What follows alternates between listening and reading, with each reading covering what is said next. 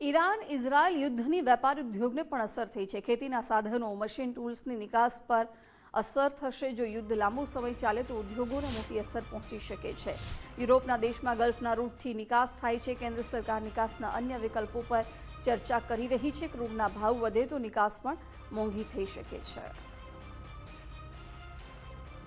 Iran અને America Israel વચ્ચે જે યુદ્ધ ચાલી રહ્યું છે, આમ તો યુદ્ધને લીધે તમામ દેશોને વેપાર ધંધામાં માઠી અસર પડતી હોય છે, પરંતુ ઈરાનના લીધે આ અસર વધુ જોવા મળશે, કેમ કે ન માત્ર એક્સપોર્ટ થાય છે ઈરાનની અંદર, પરંતુ અન્ય જે યુરોપિયન દેશો છે ત્યાં એક્સપોર્ટ માટેનો જે રૂટ છે તે પણ ત્યાંથી પસાર થાય છે। ત્યારે રાજકોટનું જે હબ છે એન્જિનિયરિંગ ઉદ્યોગ, તેને કેટલી અસર પડશે? આપણી સાથે નરેન્દ્રભાઈ, કઈ રીતની અસર છે છેલ્લા એન્જિનિયરિંગ ઉદ્યોગમાં જે આપણે અત્યારે ઓટોમોટિવ કમ્પોનેન્ટ, ખેત ઉત્પાદનના ઓજારો જે આપણે ઇઝરાયલને વિપુલ પ્રમાણમાં મોકલીએ છીએ, અને જે વિશ્વમાં આપણે સૌથી વધારે ઉત્પાદન કરતા કન્ટ્રી તરીકે આપણી નામના છે, kitchenware, machine tools, food processing machine, આ બધી જ ઉત્પાદન જે આપણે વેસ્ટ સાઈડમાં આપણે ચાલીએ છીએ, એ બધી જ વેસ્ટર્ન સાઈડની અંદર જેટલી આપણી પ્રોડક્ટ જાય છે, સડનલીના ધોરણે આપણો બિઝનેસ ઠપ થઈ જશે અને આની માઠી અસર રાજકોટના ઉદ્યોગકારોને જોવા મળશે છે। અને ક્રૂડ મોંઘું થાય તો દરેક ઇન્ડસ્ટ્રીઝને આપણી ઇઝ ઓફ લિવિંગ સ્ટાઇલ જે છે એની ખર્ચ શક્તિ ખૂબ મોટી થઈ જશે।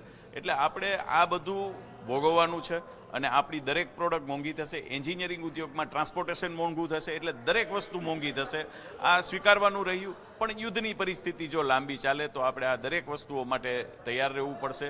અને આપણે સડનલી ઉદ્યોગ બંધ થઈ જાય એવું નહીં બની શકે, કેમ કે આપણે પોતે જ આપણે ઉત્પાદન કરતી વસ્તુના આપણે કન્ઝ્યુમર છીએ। રોજગારીને કઈ રીતની અસર કરશે? કદાચ લાંબા સમય સુધી આ યુદ્ધની પરિસ્થિતિ સર્જાય તો અસર વેપાર ધંધાને થશે ને એના લીધે રોજગારીને કેવી અસર પડશે?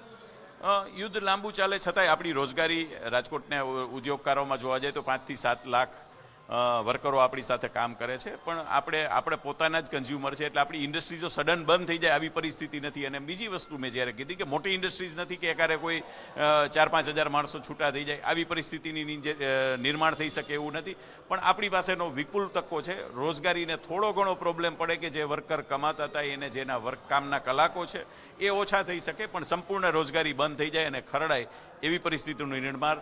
કેમેરા પર્સન દેવજી રંગાડિયા સાથે ગૌતમ બેડા, ગુજરાત ફર્સ્ટ, રાજકોટ।